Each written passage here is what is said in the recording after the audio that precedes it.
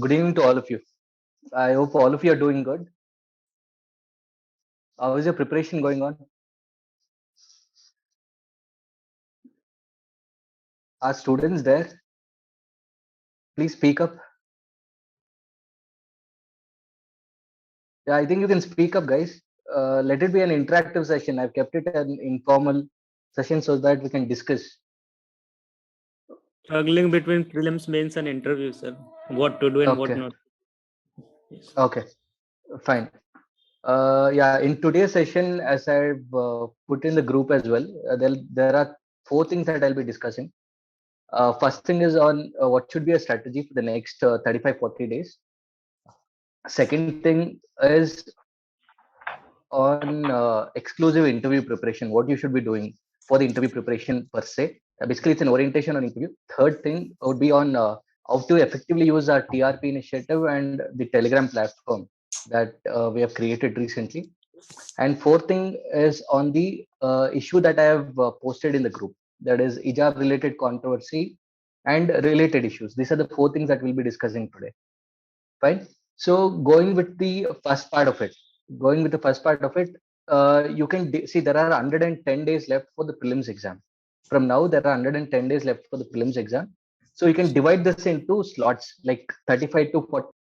So last year, what I was saying is last year the results were announced on March 23rd.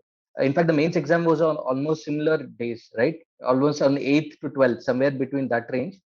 The results were announced on 23rd of March, and the interview was supposed to be held in April 26th. So that was the timeline. So if you relate to it, relate to the trend on how the dates have been announced, there we can consider the results will be announced in the month of March 20th to 25th. I would say early 20th, 20s. So March 20th to 25th would be your day of results, and after that you'll get at least 25 to 30 days for the interview to start off. And finally, the interview will go on for 35 to 40 days, and you will be left with only a week's time or at the max 10 days time for prelims exam. So why am I telling you all this is because you need to consider even the prelims perspective in mind. It's not like you have to study day in and day out for interview right away.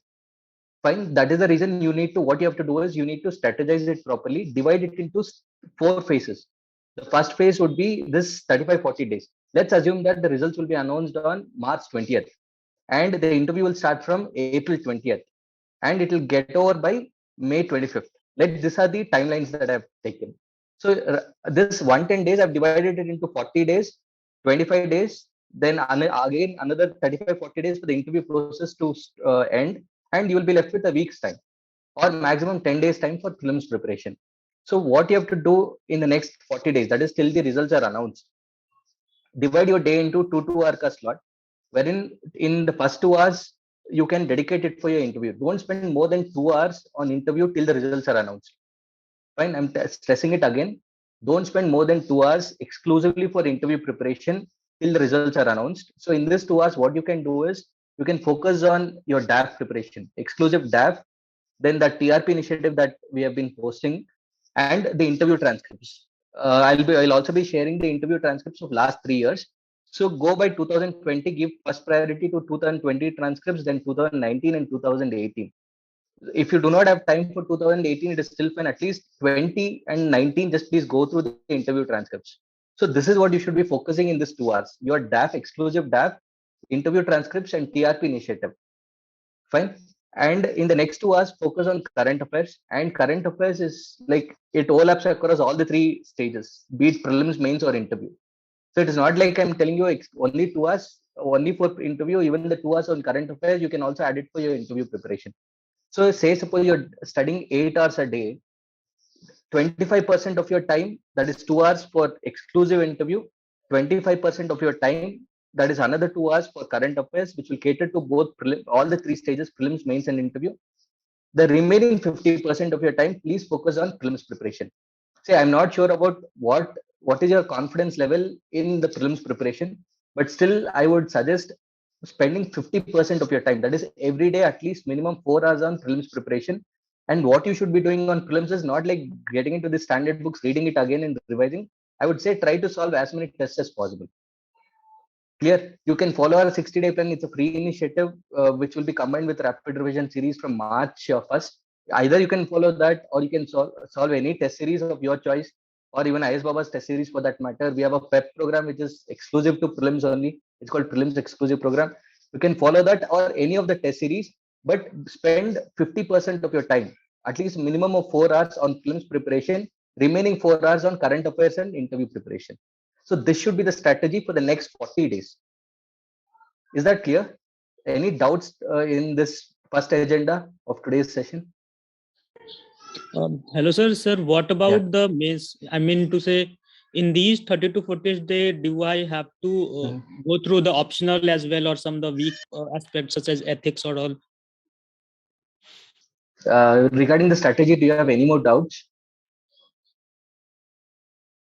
Yes, sir. I was asking in these 40 days, you have explained to devolve 4 hours in prelims and rest the 25% in interview and current affairs. So what about the mains?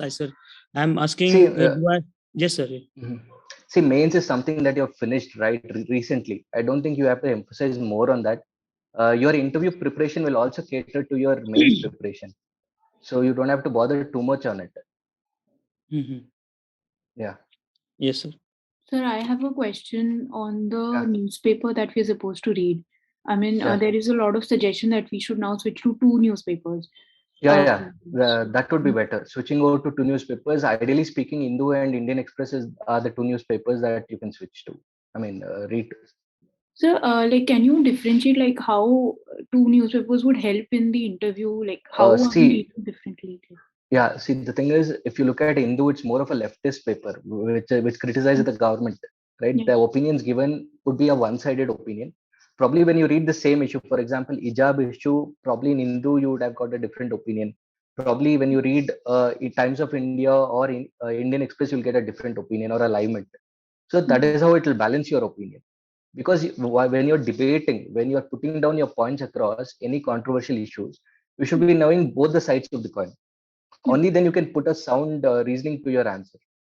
So basically, we read 2 newspapers for the editorial pages, not. Yeah, only the editorial page. You have to not only see it is nothing. There's nothing like an hard and fast rule that it should be 2 specific papers. For example, any issue that is going on right now. Okay, it can be a temple entry or probably the same thing, hijab issue. Only if I have to take, even when I Google it out, I'll get 2-3 links of different newspaper, different articles. So even that is fine for me. So try to focus on the issues rather than news. For either be it mains or interview, the emphasis should be on the issues rather than the news. Okay. Yeah. So one more thing, sir. Actually, I belong to a state which is having elections this year. So should I give a lot of focus on the issues going on? Like, for example, even the small controversies. Is there necessary of such a thing that I should be giving so much stress on it? So much stress. I'll answer this, but I have structured this session in such a way that I'll be answering specific things only in each agenda. The agenda for now would be on strategy for the next 40 days. Right. Next, when I go to interview preparation, then issues later on this question can come up. But since you have asked the question, the overall emphasis should be on whether, first of all, during the COVID times, the election should be held or not. Or that would be the general strategy rather than getting into the details of what is happening around. Fine. Overall election per se is what you should be knowing rather than getting to the micro details of it. Yes, sir. Yes, sir. Fine. Yes, sir. Yeah. Thank you. Thank you, sir. So any doubts with the preparation strategy? The first agenda of today's session. I've clearly told you spend 25% of your time on your interview, that is DAF, TRP initiative, interview transcripts, just these 3 things. Then the next 25% on current affairs, which will cater to all the 3 stages of the exam, prelims, mains, and interview. The next 50% of your time on the prelims preparation till the results are announced. Yeah. Am I clear with the first agenda of today's session? Yes, sir. Clear, sir. Yes, sir. Yeah. Yes, sir. Okay. Yes, sir. Fine. Yes, then sir. we'll go to the second one. Thank you. Yeah. So we'll go to the second one, wherein I'll be discussing exclusive to interview preparation alone. Sir. Fine. Hello, sir. Yeah.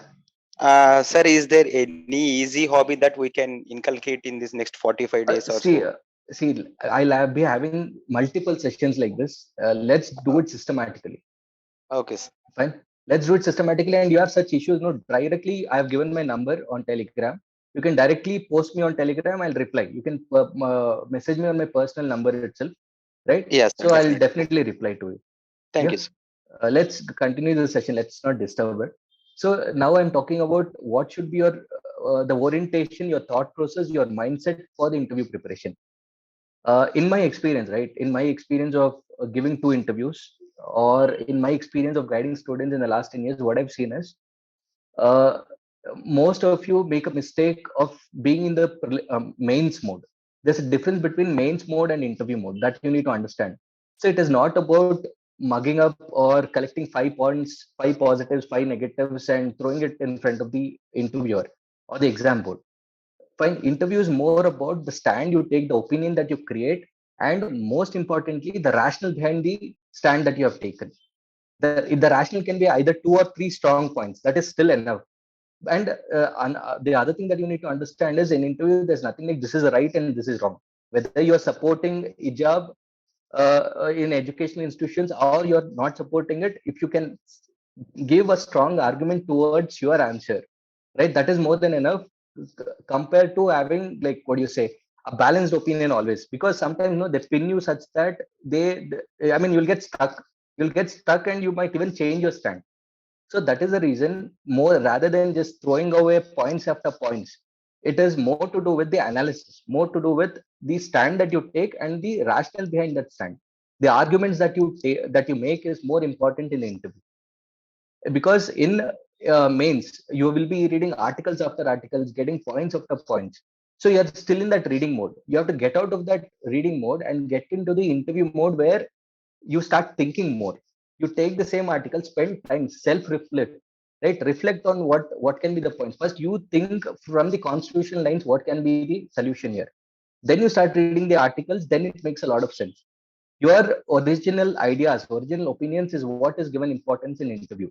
So what I'm trying to tell you is get out of your mains mode from the reading mode and focus exclusively on the thinking mode, right? That is more important for interview. This is the first thing that I want to tell you. And apart from that, your interview preparation also can be divided into 3 parts here. That is till the results are announced. That is 35, 40 days. What you have to do, I've already explained. Focus on your DAF, TRP initiative, and your interview transcripts. I'll be sharing 2019 and 20 interview transcripts. Please go through them. Right? What you have to do is give Control F, whichever state you are. Say you are from Karnataka, I'll give Control F Karnataka. I'll see the questions that have been coming since last 2 years from Karnataka state. Or if I'm an engineer, I've done my engineering from electronics background, I'll look at the questions that have been coming in the last 2 years on the educational background, right? That is, or my hobbies, right? Say my teaching is my hobby, then I'll give Control F teaching and I'll just record all the points. Then what I'll do is I'll read out the question to myself and sit in front of the mirror and answer. Or I'll ask one of my friend or some family member to read out the question. I'll sit in front of the mirror and I'll answer it out, and I'll also record it. The other thing, the best, see, self-assessment is the best assessment. So you can also record your own answers, and then once you look at your answers, you yourself will understand whether your answer was on the right track, whether you are speaking confidently, how was your body language, all that you can actually self-assess. That is the reason even after mock interviews we give you videos so that you can look into your videos, because when you look at from a third man's perspective, things will be very clear. See, we as mentors, I mean, probably your knowledge might be much better than my knowledge. But when you say, like, it is just like Virat Kohli being coached by Ravi Shastri. Of course, Virat Kohli is a fabulous player compared to Ravi Shastri. But still, Ravi Shastri is coaching him because he's not very close to the game. The game here is UPSC. You're very close to the game. You're very close to the exam. You're not able to see things clearly. So that is when a coach or a mentor will pitch in, because the mentor is not attached to the exam. So I can give you your weak areas, your strengths clearly, because I'm looking at from the third man's perspective. So this is what you need to understand. Yeah, there is good enough knowledge in you. That is the reason you've given mains. You have come till this stage, right? You are the chosen few in that 10,000, top 10,000 or 9,600. So that should give you that confidence, first of all. From here onwards, it is more to do with the thought process, the line of thought, the way you think, all that. Clear? So as I said, the first 40 days focus on the DAF part just for 2 hours and 2 hours on current affairs. Then after that, say May 20th, the results are announced. What you have to do is you will have at least 25 to 30 days for the interview to start. That is the time where you should start taking mock interviews. You should not attend any mock interviews right now without any preparation, without any thought process, without you aligning your mindset to the interview mode. Taking a mock interview is something, what do you say? It can be a biggest blunder that you can do. So don't get into the mode of taking mock interviews. Only once the results are announced, right? Only then start taking mock interviews. So that will be a time span of 25 to 30 days, right? And then for the interview process itself to get over, say the interview starts from April 20th, at least it will take time till May 20th or 25th. Minimum May 25th for the interview to get over. So that is the time where you have to read the present interview transcripts, the present, like your peers, your friends' interview transcripts. And again, if at all you are interviews at the later stage, you can have 1 or 2 interviews and have the learnings. Like that, you can divide it into 3 parts. The first part, before the results are announced, focus on DAF and current affairs. As I said, only 25% time should be given to that. After that, the second phase, that is from the day the results are announced and from the day that interview starts, 25 to 30 days focus on mock interviews, right? And then after that, the interview starts off. So there you can, again, as I said, new interview transcripts, the present interview transcripts is what you can go through and have 1 or 2 mock interviews and see the learnings that you get in every mock interview. So this is how the interview preparation should go on. This is how you need to strategize, or this is how you need to plan the interview. Clear? And coming to the interview preparation per se, there are only 4 major categories on which you can get questions. Clear? First thing is on your DAF. So you can write it down also. DAF is one criteria in which you can get questions. Second is current affairs. Fine. Third is situation based questions. Fourth is miscellaneous. So these are the only 4 categories. I'll explain each category in detail. When I say DAF, see, the person who knows in and out of himself is the person who will really do well in interview. This is what you need to understand.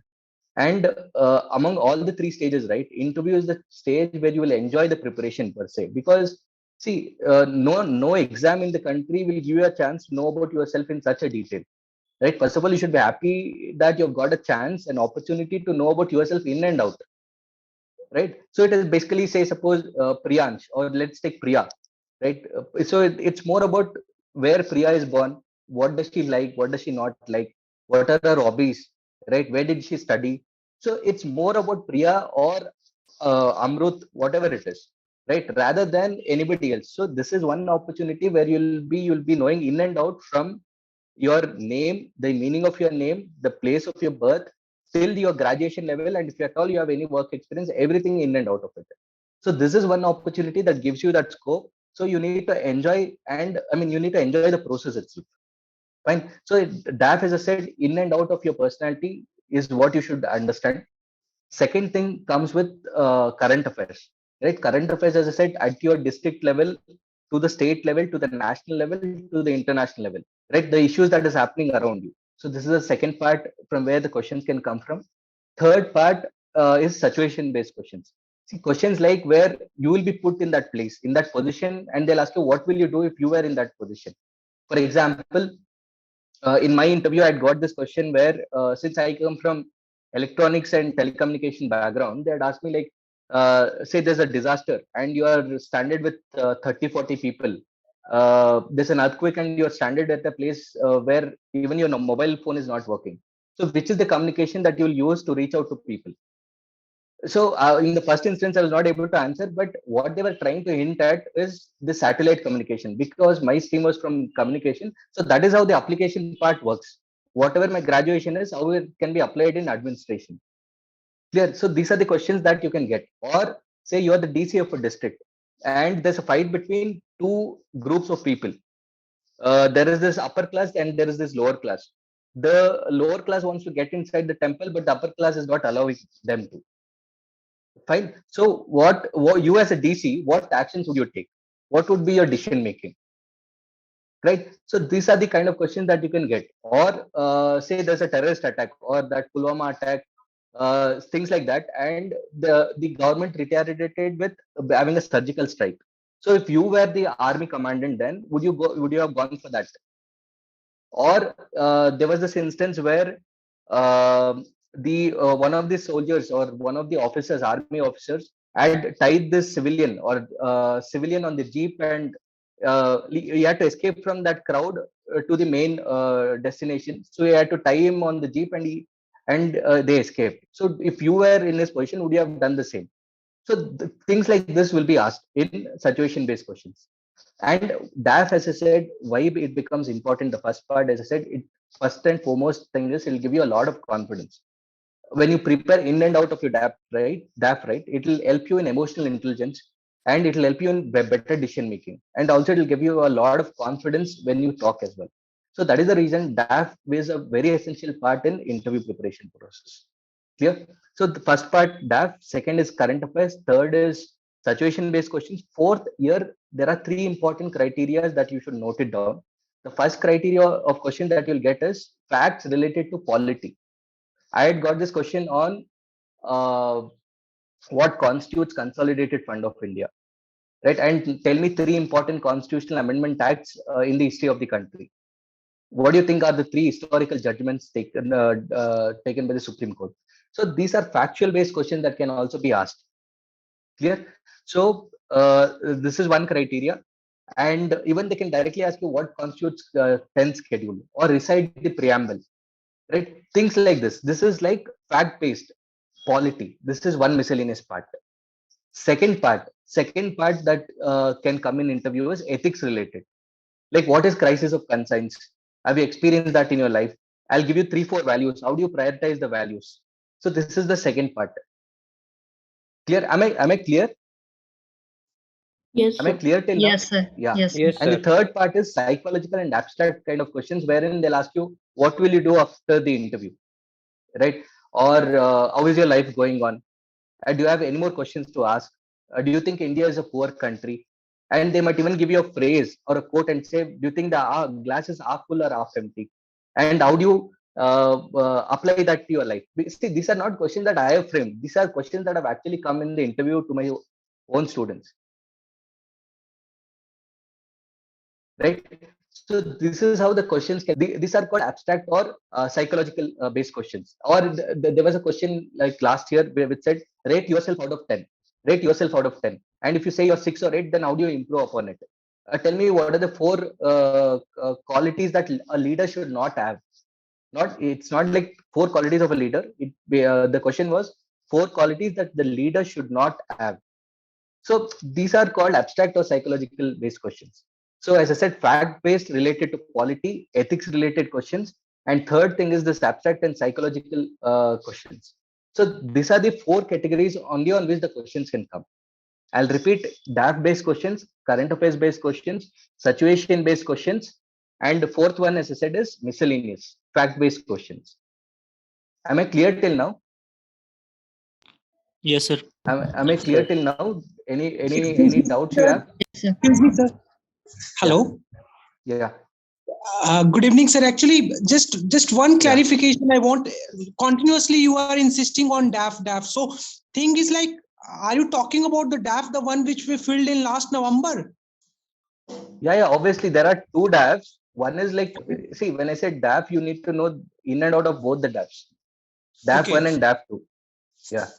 See, and I'm not saying it is like the question will be based only on your DAF, but DAF is an essential feature of your interview process. I've told you 4 parts. One is, as I said, no, it is on current affairs, it is on your DAF, it is situation based questions, and it is miscellaneous category.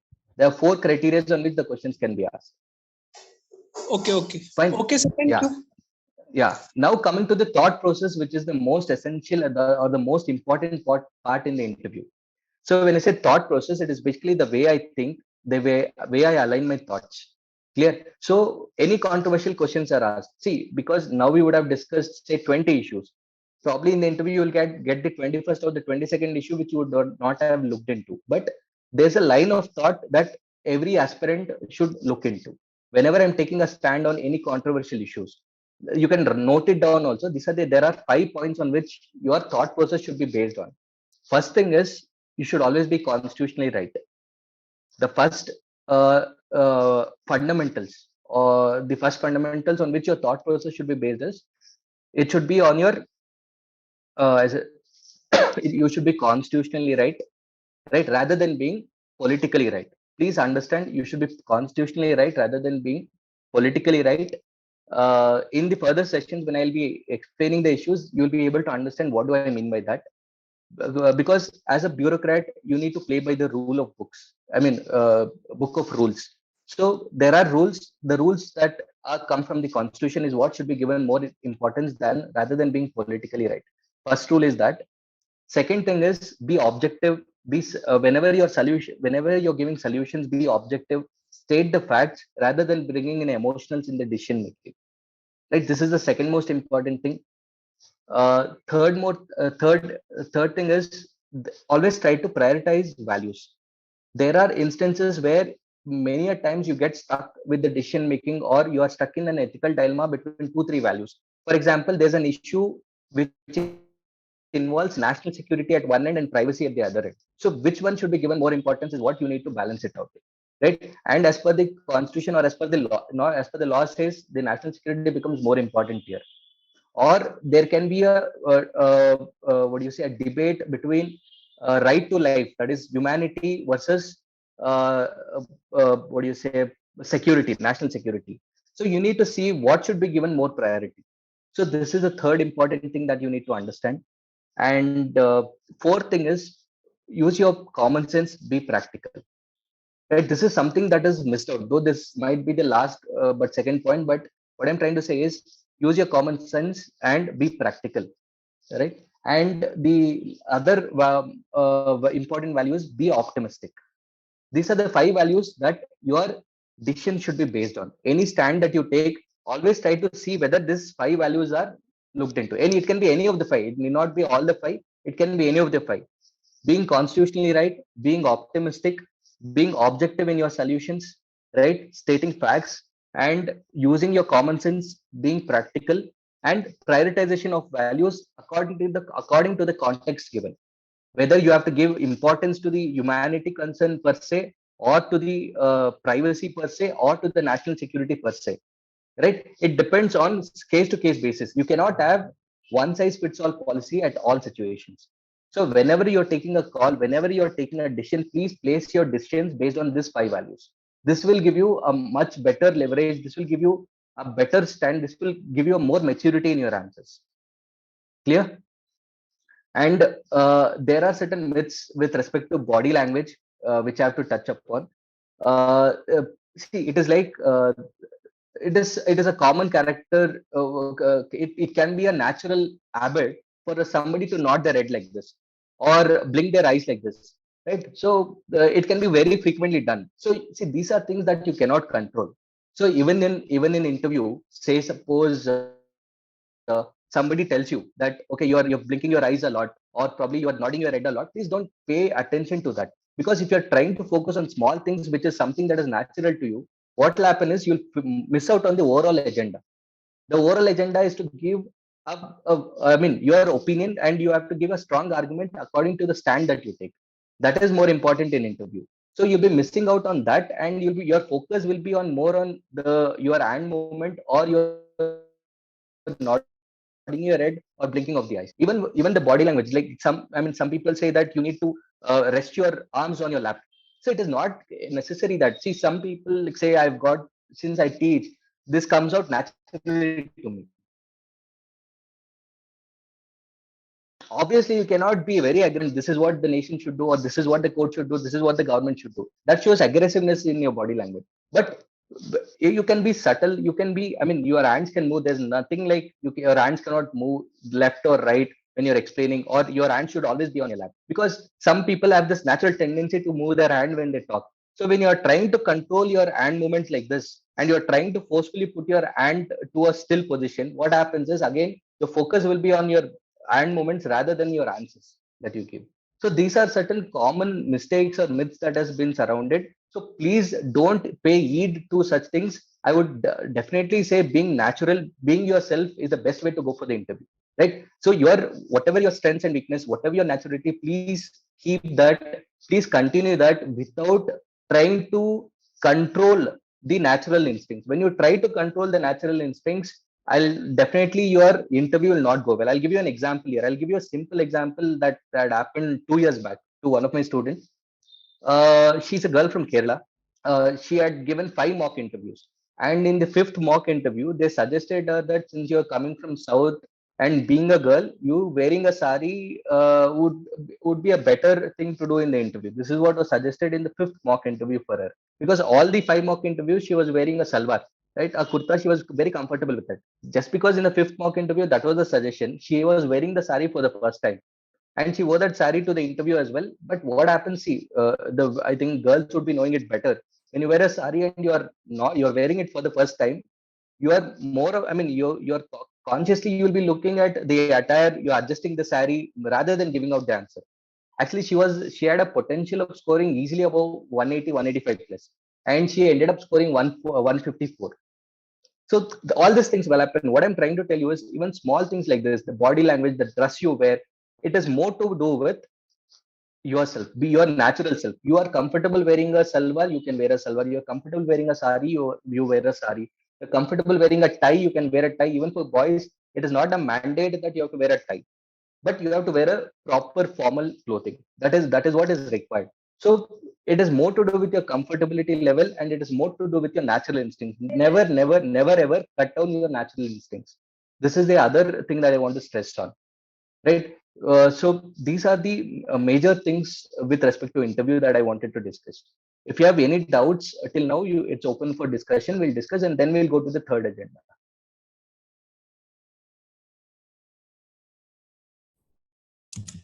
Hello, Yeah. sir. Sir, about many people emphasize on posture. Means some say that you have to sit very stiffly, and some say that you have to be natural. So, how should we focus on that, sir?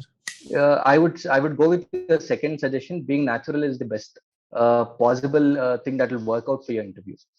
See, when you're natural, you just think.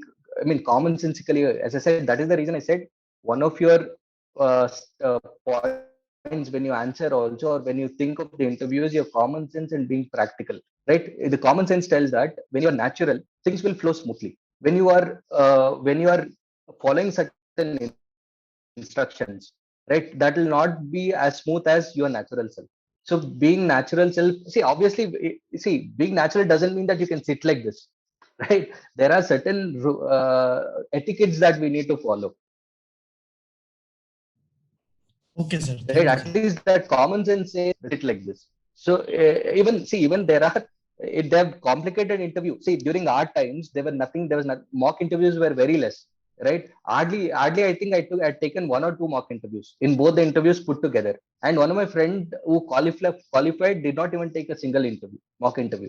So now the thing is, it has become more packaged, all that. So that is the reason even in our interviews, I keep telling that please maintain your natural self, right? And even when what has happened these days is they've complicated to such an extent that you're not able to use your common sense. For example, once you get into the interview room, they ask me, should I wish the lady member first, or should I wish the chairman first? So what do you think? What does your common sense say? Anybody can answer. It's Chairman, out in the open for everybody. Chairman, sir. Yeah. Chairman. Yeah, chairman. Whoever Because you are able to see first, I think. No. It is not that.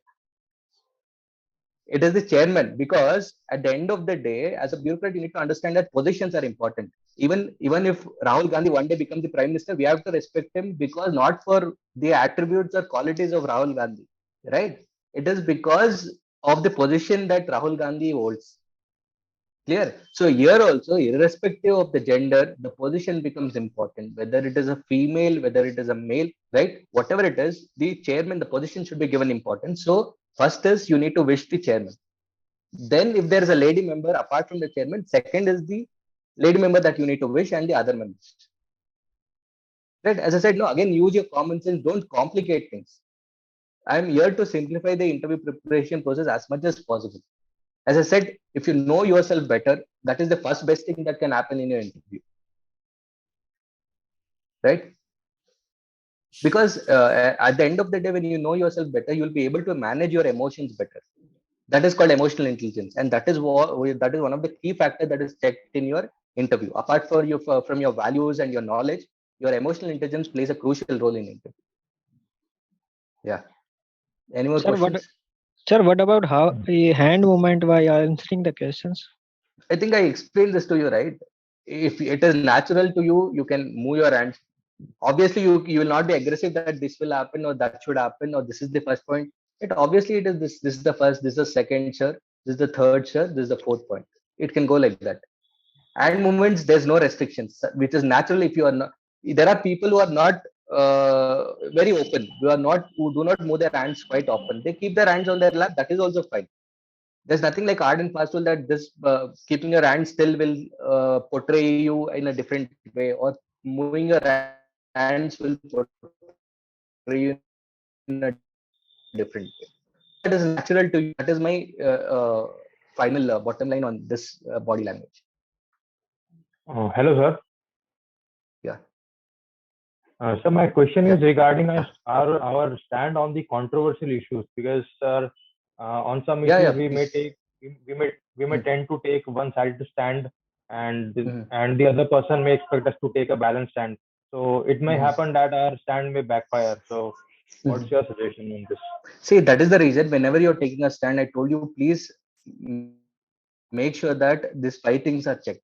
One, as I said, be constitutionally right, be objective in your stance, right? Substantiate it with facts, uh, use your common sense, be practical. Fine. So these are some of the values, that 4 or 5 values that I gave you, right? Based on that only you should take a stand. So once we start discussing the issues, things will be much clearer. But please note down those 5 values based on which you should take a stand. That will guide you whether you should be taking. That is the reason I said, see, outrightly you will not be able to take a very matured stand. Obviously, it requires training. That is what we'll be doing in the next 40 days. So in the next 40 days, every time you discuss issues and on based on what values, right, you take a stand becomes important. You need to see the crux of the issue first. You need to see what are the values involved in that issue and see which value should be given an higher importance. Because many a times I'll ask you to take a stand. It is not like you have to take even if you're giving a balanced stand, they'll make sure that you'll give out one of the stands. And if you're forced to give out one of the stands, then you should be clear with what should be that stand, what should it be based on. Should it be based on constitutional values? Which are the values involved there? And the practicality and common sense involved. Sir, it may also happen that we may be aware about any current issue, but we may not have that enough knowledge to take a stand. So you can start off. You can start off with saying, sir, in my limited knowledge, this is what, according to my understanding, this is what I feel. Yes, sir. The way you see, at the end of the day, the way you put across, the usage of words, right, all that matters a lot. So when you discuss more issues, anyway, you will have current affairs sessions also. Every weekend, you'll have a current affairs sessions. So this weekend, that is this Saturday, Sunday, you will have a session by Sunil Oberoi, sir, on polity and governance related issues. So there you will understand how to actually present. See, presenting an answer is the most important part in the interview. How do you present that stand is based on this 4 or 5 values that I have stated. Fine. Okay, sir. Okay. Yeah. Sir, suppose we are giving a stand and the interviewer gives us cross arguments and those are better and valid. Then should we change our stand? Yeah, see, the thing is, sometimes they do it so that you change your stand. If you think that the point that is given by the interviewer is better, you can always accept it humbly. You say, yes, sir, I do agree to it. And the way you put it across matters a lot. So you can definitely do that. There's nothing like you have to stick to your own stand.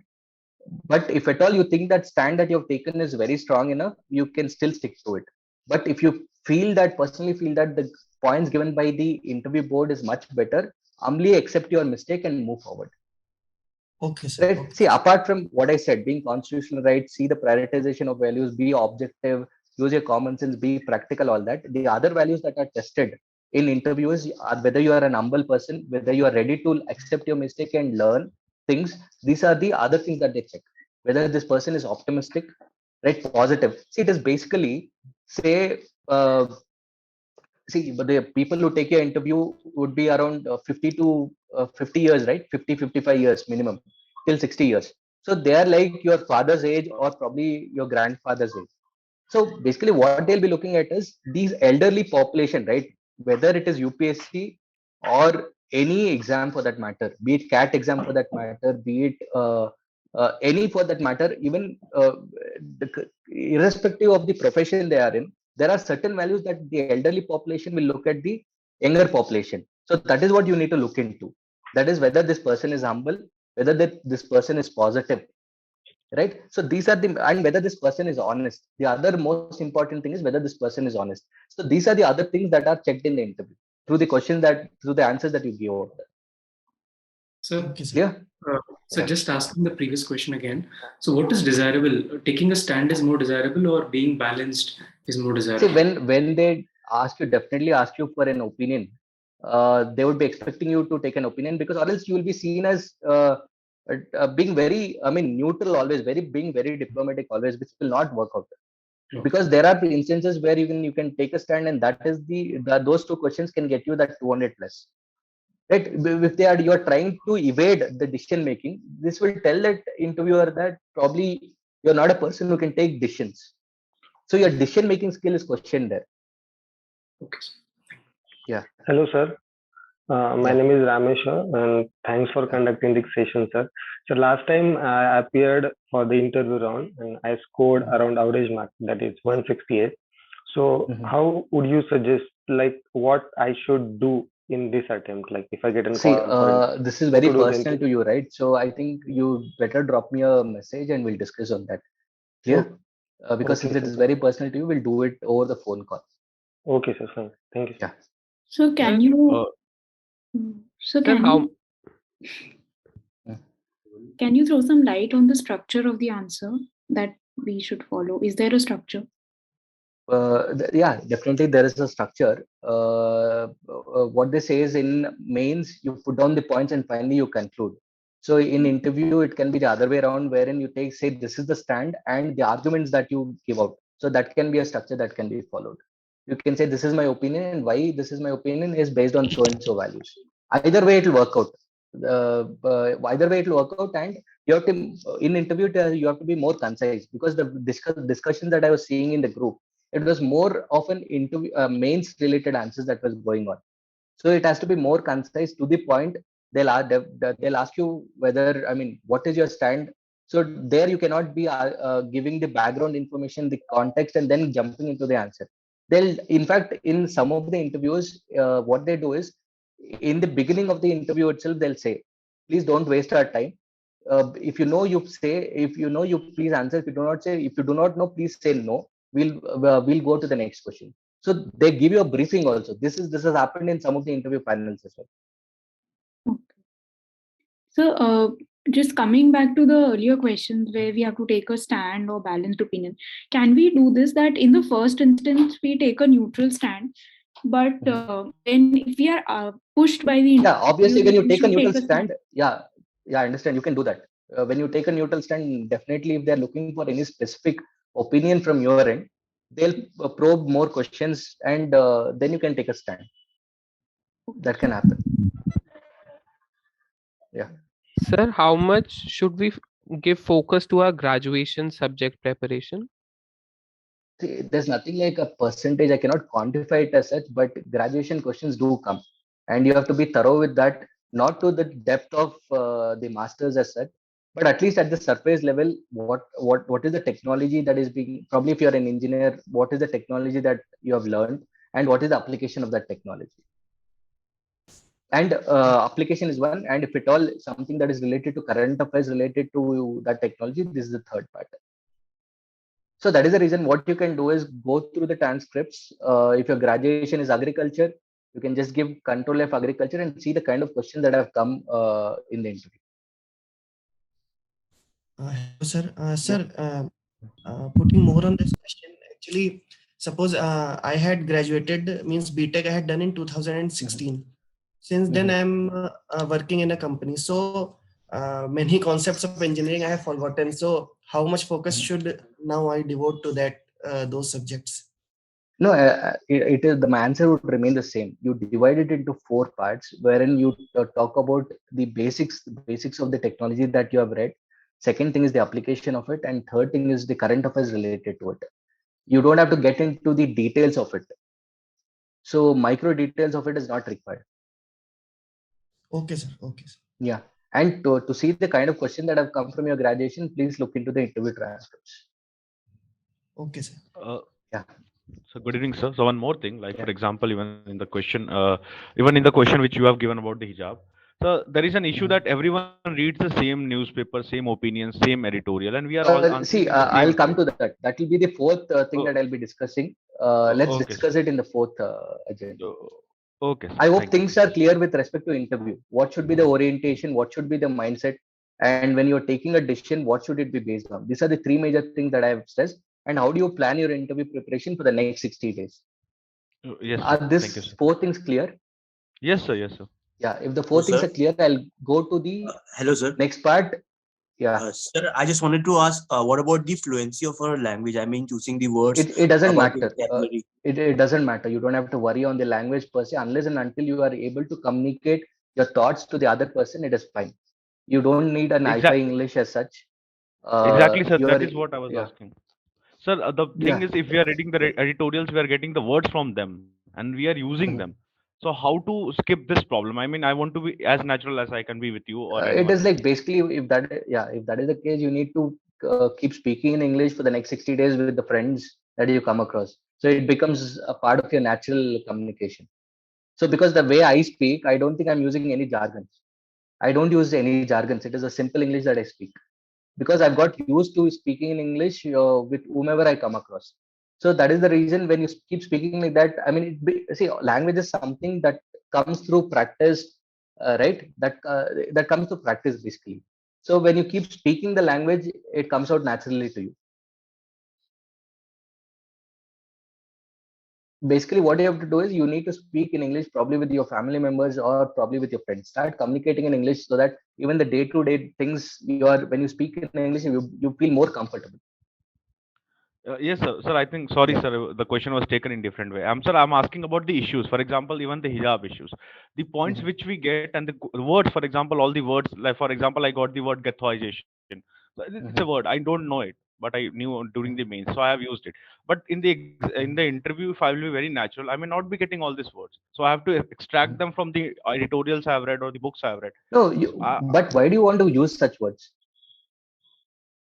Why do you want that's to use such words? It is that's not what I'm making much asking. impact. Okay, sir. No, Okay, what sir. I'm saying is you don't have to use such words. It is not making any impact in my answers. Yes, sir. Yes, sir. Okay, Thank you, sir. fine. Next part is how to effectively use TRP. That is think, rethink, perform, and the platform. See, there are two most important things in TRP. If you have observed, I don't know how many of you have even gone through the questions. If you look at, there are three. The questions have been pasted. Posted in day one, day two, day three. Right? Day one, if you look at it, the beautiful question that I've posted. Please go through it. It is divided in 2 parts. One is it reflects your personality, right, and your beliefs and views. Second thing is your stand on controversial issues. These are the two things that goes in TRP initiative. So what I would request is please post your questions, post your answers on the website. I'll make my team to share that link whenever it is posted on Wednesday and Saturday. Please go there, post your views so that and a strong peer group is created. If you look at it, like the three questions that I've posted is one is on the values. Which one would you prioritize? Whether you prioritize money, family, love, right? And which are and success, what is the priority that you would give to, right? This is one thing that I've discussed, right? That was one of the questions. Then what is happiness according to you? And if you get into the services, will it make you happy? What are the other sources of being happy, right? Then what do you want to become in life? And if you get into the civil service, will you become what you want to become? So these are the questions that are posted, and this will obviously make you think. So that is the reason these questions are beautifully crafted, and it has helped a lot many students in the past. So it's my humble request is please go through it. The question that I post personally on the group, you can discuss in the group. But these questions, if you're discussing again in the group, what will happen is there'll be, too much of conversation will happen and many important messages would have missed. So that is the reason the question that I personally post or anybody asks in the group, that you can discuss in the group. But this TRP questions, please log in. Just click on that link and you can comment whatever your opinion is, so that a strong peer group is created. Right. So this is the other thing with respect to TRP I have to suggest. And even there are current affairs issues. There are 3 current affairs issues that was posted. One was on UCC, that is Uniform Civil Code. Second thing is on police, the brutality of police force on the common man and innocent people. And the third question that I think was posted was on COVID, your COVID experience. What are the lessons learned? So very good questions have been posted. So please go through that TRP. Excuse me, sir. And if you look, please let me finish it off. And if you look at TRP initiative, the first part, as I said, it talks about your personality, it talks about your belief system, and you need to see how it is syncing with your opinions that you create in current affairs. So once you can sync with the opinions that you create in the current affairs questions and your personality and your views and belief system, that is where your interview will go really well. So that is the reason, don't neglect TRP initiative. Fine. Yeah. Any questions on this? I'll be going to the last part, that is discussing on hijab issue. Yeah. Sir, the question which you posted about COVID. So basically, you were asking from us, like, what are the key lessons that we have learned in the past 3 years or past months? So are we supposed to give our own experience? Like we also, like, I don't know any of my family member who has not lost some of their near or dear ones in the last second wave of the COVID. Yeah, definitely. Like those things. See, your personal experience obviously would have had some experience, right? In the last 2 years, it is not like you're somebody who is isolated from any of the things that happened with COVID. All of us have experienced one or the other incident. If it has, you have experienced anything bad, it is not necessary that you have lost somebody. Because of COVID, personally, there might be a loss in your dad's business, or probably in the way you're preparing, it has hit you. So it can be anything, be it in your preparation wise, be it in your business wise, or personal loss, it can be anything. That is one set of things. And what were the lessons learned because of it? And to the nation as a whole, how it has impacted, how the life has changed after the COVID. So that is what you should be thinking. Fine. Okay, sir. Yeah. Are you guys clear with TRP? If I'm clear with TRP, I'll go with the last agenda of today's session. Yes, sir. Hope you're clear with TRP initiative. Yes, Yes, sir. yes, sir. Yeah. Okay. Then the last part that I wanted to discuss is on the hijab issue. Yeah. So what is your opinion? What do you think? Do you think the women wearing hijab should be banned going to schools and colleges? What is your opinion? Anybody can speak up. It is an open forum. It's an informal forum. Please discuss. Consider me to be your mentor or a friend, and keep discussing. And I'll just keep listening to it. Everybody can share your opinion. Sir, if the same question comes to you in the interview, what would you answer? That is my question. So can I begin with it? Yeah, sure. What's your name? Sir, Kachi. Yeah. There. Sir, the recent ban in the hijab by the government has been based on the objective of bringing about unity among children and bringing about secularism and not having a social identity behind the uniform. However, it has been opposed on the basis of being conflicting with the fundamental rights, wherein Article 25, Article 19, and Article 14 are in question.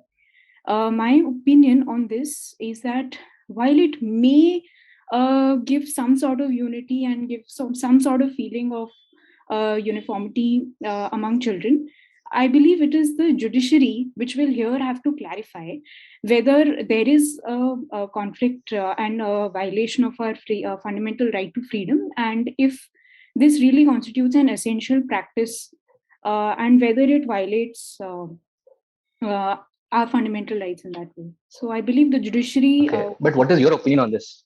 Let's forget the judiciary here. Tell me what's your opinion. Sir, I believe the fundamental rights, where we have the right to freedom of religion, it clearly says that we have the right to profess and practice religion. So, in this sense, wearing of hijab, if it does constitute an essential practice for Muslim women, they should be allowed to wear that religious symbol in the schools. Okay, good. Okay, anybody here, can you give me the feedback on, I forgot your name. Kachi. Kachi or Rachi? Kachi. Can you pronounce, spell it? The Kachipuram, from Kachi. Okay, Kachipuram, Kachi. Okay, anybody in this group, can you give me your feedback on Kachi's answer? Forget about what is your opinion. Let us take it as an open mock. So tell me your opinion on Kachi's remarks. So What can is I your start? feedback? Yeah, So I see. my What name I'm is telling. Hope you understood my question. exactly. My question is, I'm not asking you whether the issue is right or wrong. I'm asking your opinion or your feedback on Kachi's answer. Yes, sir. So my name is Deepak. I will like to say only one thing about my friend. She actually, the point was when you asked about her opinion, she started doing the same way what we start in the mains answer. Actually, I felt like that. I may not, I know, I cannot doubt her knowledge. She's having almost all the important knowledge which is required. But the point is, it was not, she didn't went what she feel about the point. She was using again the whole jargons we are writing in the mains. Her feeling was not used. Very fact, good observation. What's your name? Sir, Deepak. Deepak. Actually, this is how the interview, the discussion should happen. You need to ask a question to your friend. Say 3 friends are there. The one person, once you give your feedback, the other 2 should observe what the expressions are, what is the body language, and what is the thought process. Right? Anybody else can give me the feedback on Kachi? Sir, my name is Yatak. I want to give one feedback that Kachi has told about that judiciary should decide. However, Kerala High Court has given some judgments in the past where they have told that issues like keeping of beard by Muslim men is not a part of their essential religious practice. So see, let's whatever your name is, let's go to that next. My only question now is, see, first and foremost is sticking to the demand of the question. That is very important. So let's all learn that, because that is what is actually checked in the interview as well. There you will have hardly 25-30 minutes. So there you cannot beat around the bush. You need to listen to the question properly. And my question right now is your feedback on Kachi's answer. Hello, I'm sir. not asking your opinion on this hijab case at all. One guy beautifully explained that it was more of a mains kind of an answer. That is what was my observation as well. Any other feedback? Hello, sir. Negative. It don't be only negative. Let it be both sides. Sir, my name is Dipesh, sir. I think, sir, Kanchi's answer was like a balancing act. Her opinion was based on what the court's judgment would be, sir. Yeah. Okay. She was trying to balance both the things, sir, uniformity and the religion. Yeah. Fine. Hello, sir. Anybody else? Yeah. Hello, sir. You have mentioned 5 points, no? When you give any answer, you have to be constitutionally right. So Kanchi answer was actually constitutionally right. She have mentioned constitutional aspect as well. Good. But some aspects such as you tell, be optimistic. So what we have to done? What are the futuristic approach in this case? It was, I think, bit missing. She need to mention that. What about objectivity? The other principle that I told you. What about objectivity? Was it practicality there? Yes, sir. The answer shows bit objectivity. I think emotional aspect was bit missing. It need to be there. The practicality and the optimism need to be there. So the first person who explained that it was more of a means kind of answer. So it's nothing like that. Yes, it was, but the examples can need to be inculcated. There are some the buffer points need to be inculcated to make a more interview like answer. I think this is my feedback on it. Okay, feedback. Later I'll go to others' opinions on this issue. My opinion on Kachi was her. In her voice I could sense the calmness. Right. She had calmness in her approach. That is one positive point. She did not rush through. whatever she was saying, she had clarity in that. So clarity and calmness is the positive point that I could sense in the Kachi's answer. And later when I probed her on giving an opinion, she came up with a good opinion itself. These are my three observation in Kachi's answer. Okay, now leaving that apart, tell me your opinion whether women wearing or girls wearing hijab should not be allowed in the educational institutions. Now you can throw your opinion on the issue. Hello, sir. Yeah. So I'm Kachi. So if it's a mains way of answering, how could it be done better? See, it is nothing but you can directly stick to the point, which I'll be discussing later. Let me get the opinion of everybody before I put my points across. Okay. Clear? Yeah. Hello, sir. Yeah. My name is S.J. Stender. In my opinion, hijab has a religious symbol that have different meaning at different places. Let's talk about in Afghanistan, that may be a symbol of religious oppression or something. In some places, it may be like a pride. It represents the pride, that unity or something at different places. In Karnataka, we don't know anything about that until now. What that are representing, what the religious symbol are representing.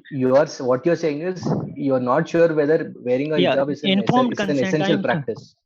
Yeah, okay. No, I'm talking about informed consent. Okay, it is a religious symbol that had different meaning at different places. Okay. So what is your opinion? Do you think women should not be allowed? No. I'm saying if we talk about school and colleges, if there is a uniform means uniformity in something.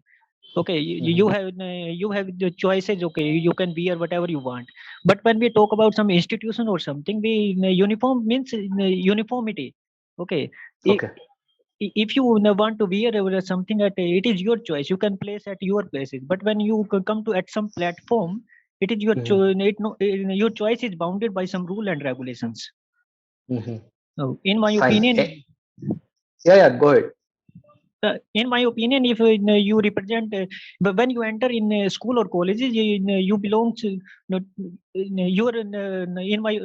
I would like to say that uniform have. Hello. Yeah, go ahead. Quickly, we don't have time. Quickly. So, in my opinion, they have their religious fundamental right, but when they enter in the institution, then the institution have the right. They have to follow the rules and regulations of the institution. In my opinion. Okay.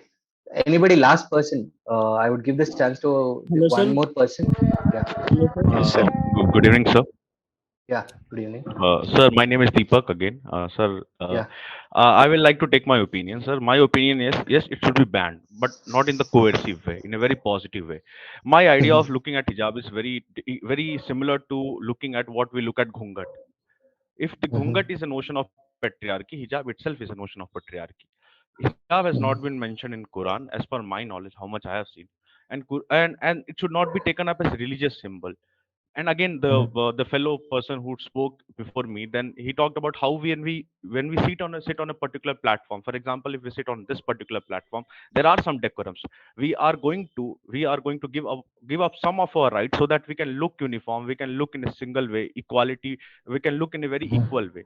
In the same way, when we are going to an institution which is very one of the most important basic institution for the building of a nation, there should be some kind of notion which is going to ban the patriarchal notion, or kind of which is represented in the form of hijab or ghungat or anything other. I'm not here only for the ban of hijab. I will again take the notion to ban any other thing which is going to divide students at the very small age, leading to the differences between them, which is I mean, for example, I will give a very small example. For example, people are talking about turban, they are talking about tilaks, they are talking about other things. I think that should be banned, not in the coercive way. Again, the ban should be very I think in a very no, but if you look at it, I think the constitution itself guarantees Sikhs wearing, I mean, carrying their kripan, right? Kirpan, so they can carry that. So when the constitution itself protects it, how can you go against the constitution? Yes, sir. I'm not going against the constitution. I'm just again, my idea of See, going. one more thing. The questions that I'm posting here will be the likely questions that you will get from the interviewer. So that is what you need to actually take it. Like, this is how the questions will be probed. If you're trying to argue like that, right? I mean, not argue. If you're trying to put your points, the questions that interviewer from the interview board, you'll be getting questions after questions on that. So you have to be careful when you make statements, right? Yes, sir. Okay, I have 2-3 questions on this. Yes, like sir, it yes. is open for all again. According to you, what is uniformity? Is it like when I say the schools have a uniform, right? Why schools have or educational institutions have uniform is to bring in equality. So Yes, sir. is this equality, is it between the rich and poor, or is it between the religion? So it is among all. For example, I'll give my own example. I belong If to a that is the rural area. case, why are Sikhs allowed to wear the turban? Or why Hindus are allowed to wear the after puja they wear a band or a tilak, or you put your god's this one in the chain that you wear, all that. Why are Hindus Exactly. allowed or why are Sikhs allowed? Sir, actually, this question was only about hijab ban, and I use the point to extend that it should every other notion. That is what, when you use it, right? These are the kind of questions that you'll get. That is what you should be aware of. I'm telling it should be banned, because the point is, when I see religion, or well, for example, you asked about why the constitutional notion, the idea of Indianness, the idea of Article 14 should be far above the idea of religion. For example, even Supreme Court in the case of Sabrimala said your religion is, secondary to your Indianness or your equality as a human being.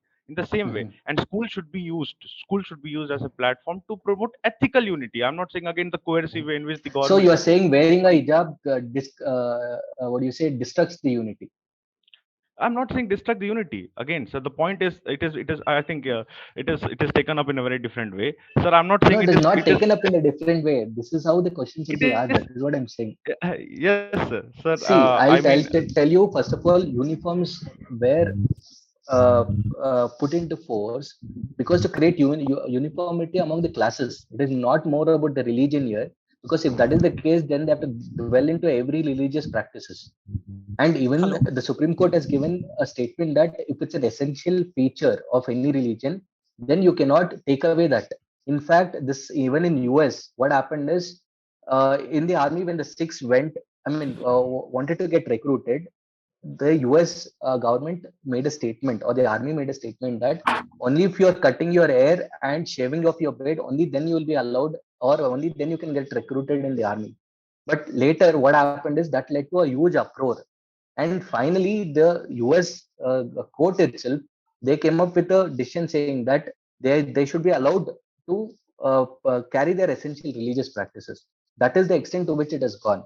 And coming to uniformity is to create a uniform across the classes, because there were times where the rich were divided. The rich students were treated differently compared to a poor student. So if at all it's an essential feature, when the Sikhs are allowed to wear their turban, or when they're allowed to carry a kirpan, or when Hindu is allowed to carry on their essential features, then it should be like even the Muslims should be having that right to carry out their essential features. And wearing a hijab is one of the essential feature. If it was a burqa, if the women was wearing a burqa, then what would have happened is, then it was not unique, because that was going against the principle of uniformity, because that would cover the entire body. So wearing a uniform is different and wearing a burqa is different. But see, this is not my opinion. I'm just giving you the opinions from various quarters, and it is up to you to take, because in interview I keep telling this, there's nothing like right and wrong. I'll give you the points. You can take whichever point that would suit your line of thought. So that is different rather than wearing a headscarf. This is one of the strong points made from one section of the people. Sir, one point everyone is. Your voice is not clear. Mischief. Sorry. See, the thing is, I am from Karnataka. I can tell you really what is the issue, okay? But I cannot be saying that in the interview board. Obviously, it's a political game.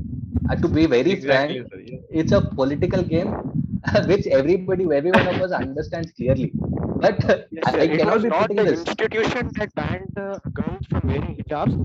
It was due to the demand from certain students.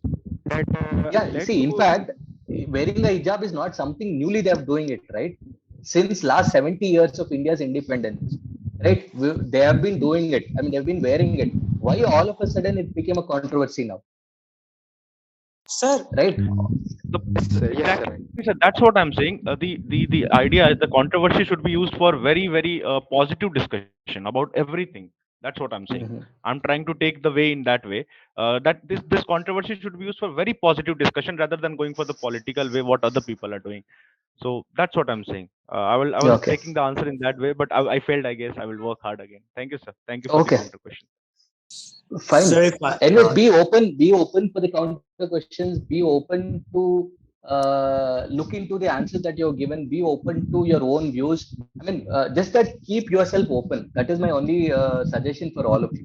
Right. So this is one of the questions that I posted. So let this Saturday Sunday discussion happen on polity. What I'm thinking is from Monday to Friday, I'll be posting questions like this, and I'll be sharing a link. If at all I'm free, I'll join that, or I'll assign a moderator, and you can have this discussion with yourself for half an hour. I'll not keep the session more than half an hour. So I'll just keep the timings 5 to 5:30. So anybody wants to have a discussion can join, so that that peer discussion happens and that strong bond is built among all of you. Is that fine? Yes, sir. Very fine. Thank you, sir. I will. Are you okay with that? Yes, sir. Thank you, sir. Yes, sir. Thank you, sir. Yes, that is one. See, whenever that Wednesday and Saturday the TRP questions are posted, you please post your question answers on the website, and also on that particular day you can discuss that issue on 5 to 5:30. Let's decide the session for every day 5 to 5:30 from Monday to Friday. Right, from Monday to Friday or Monday to Saturday. I'll see, because Saturday Sunday you will have the current affairs discussion.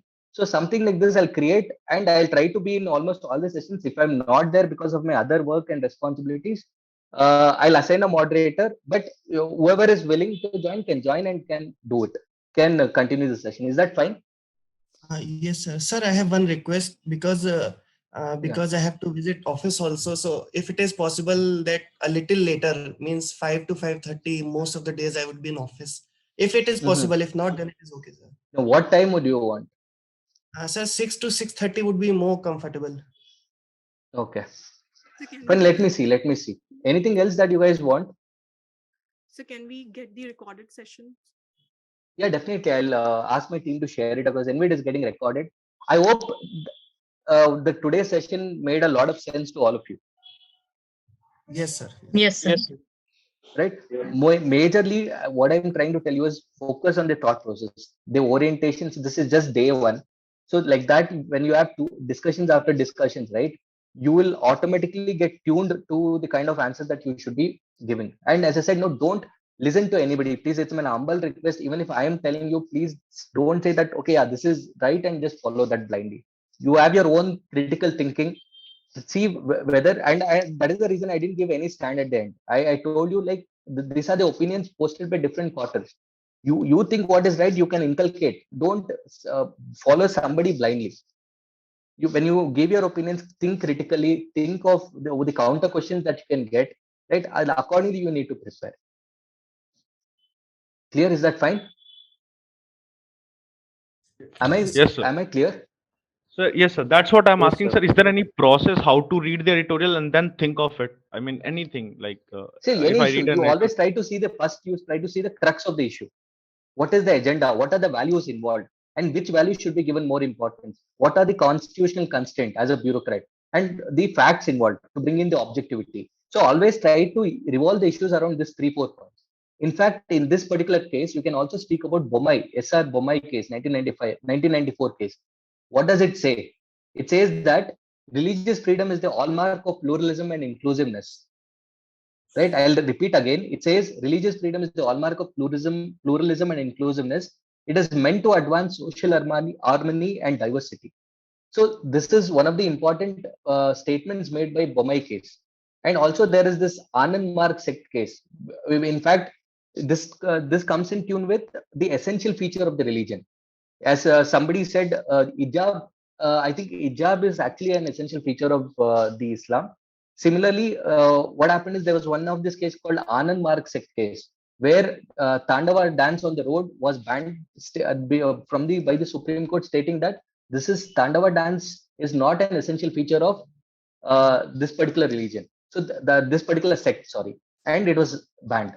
So these are cases that you need to think. You need to comparatively see what were the cases, related cases to it, and how can you throw your judgments, or how can you throw your points or arguments.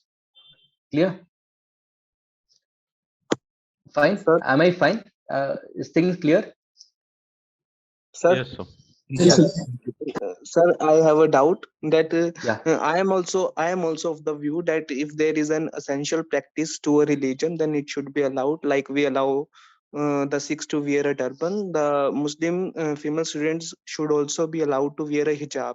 But I was thinking that if there is a counter question from the panel that if in the interview itself, if anybody wants to come with a tilak on his forehead, then should it be allowed? So what should be our stance on such issues? See, as I said, no, if it's an essential feature, you need to allow that religious practices. This is my opinion. If it forms a part of an essential feature of that particular region, it should be allowed. Like wearing a turban is an essential feature. Wearing a hijab is an essential feature. Likewise, if there's any essential feature of a Hindu religion, it should be allowed. This is my opinion. Because that should not be the criteria of banning education itself. Because education is the overall, it does not have any religion, it does not have any caste as such. So education is a bigger value that is involved in this particular case. Yes, okay, definitely, sir. Okay. Yes. Okay, one more last question I'll ask. Since all of you are here, I'll ask you one more last question. Do you think standing up for national anthem, do you think it should be made compulsory? So this is a case of Bijoy Emanuel Supreme Court case where there was. That's what, when you're answering, right, all this is not required because this is again mains part. My question is a direct question and you need to be to the point. So my question is, should standing for national anthem be made compulsory? Not everywhere, sir, but in the schools and in the in the parades and all this places, it should be made compulsory. Anybody else? Everywhere it should be made compulsory. Yeah, you need to I mean, after that you need to why argument, the reason behind So that. since it doesn't conflict with any of the fundamental rights and it is a part of our fundamental duty under Article 51A, it can be made compulsory. Okay. Anybody else? Sir, it should be made compulsory because it creates a sense of solidarity among all the citizens that we are part of one nation. So it should be made compulsory. Okay. In fact, the Supreme Court itself has stated that it is not compulsory for people to stand in the theaters, movie theaters, when national anthem is sung. Right? I would state that, but I would say, but as a citizen of the country, I personally feel, sir, standing for 52 seconds should not harm anybody. See, that is something that basic courtesy or basic respect. When a senior walks in, as a basic respect, we all stand up, right? So this should, I mean, this is what I would, this would be my line of argument. I would support the Supreme Court decision that, of course, the Supreme Court itself has upheld that it's not compulsory for somebody to stand up in the movie theaters. Obviously, it is an individual choice. But as I would say, let me finish. But I would say, sir, as a citizen of India, I personally feel standing for 52 seconds should not harm anybody. It's just like when a senior walks in, as a basic respect, one stands up. I think we can do it. But at the end of the day, since the Supreme Court has taken such a call, it is left to the individual. Because one cannot force patriotism or nationalism or whatever it is by making somebody stand for national anthem. Exactly. That's why I said it should not be made compulsory. I mean, the point is, sir, I will say that if a particular person is not having that level of common sense, how can we how can we put it by compulsory? It's not going to help at all to the nation. Yeah, definitely. Right. It is, as I said, no, I gave a connotation also. It is like when somebody elderly person walks in, we as a respect, right? We all stand up. That is something. It is basically the values that we have ingrained with. And as a citizen of the country, I think that should be the basic respect, standing for 52 seconds. I think, I mean, that is my personal opinion. It is up to you guys, whatever you want to answer. Sir, is Supreme Court said regarding standing or singing the national anthem that does not make compulsory? I think it is standing for the national anthem in the movie theaters. Okay, sir. Actually, I thought it is for singing. No, I think it is standing for national anthem in the movie theaters. If not, just correct me. You just go through it. I think that is what I remember. Yeah. Okay, sir. Why? Because there is something that one would not be able to sing outside, so that they can simply calmly and they said they can stand, right? See, that is singing is with respect to that Bijoy case. That is a different case, I feel. Okay. This is a different case that I'm talking about. That Bijoy Emmanuel case is singing the national anthem. I was talking more about standing for the national anthem in the movie theaters. Okay, sir. Thank you. Okay, then. It was nice talking to you all. Pep up your preparation. Yeah, and whatever that we have discussed today, please make a note of it and try to fine tune your preparation and the thought process in that way. Clear? Yeah. See you then. Yeah. Bye. Thank you, sir. Thank you, sir. Yeah. Thank you, sir. Yeah, yeah. Bye. Bye. Dhanyavad, Bye. sir. Thank you a lot. Thank you, sir. Yeah. Yeah.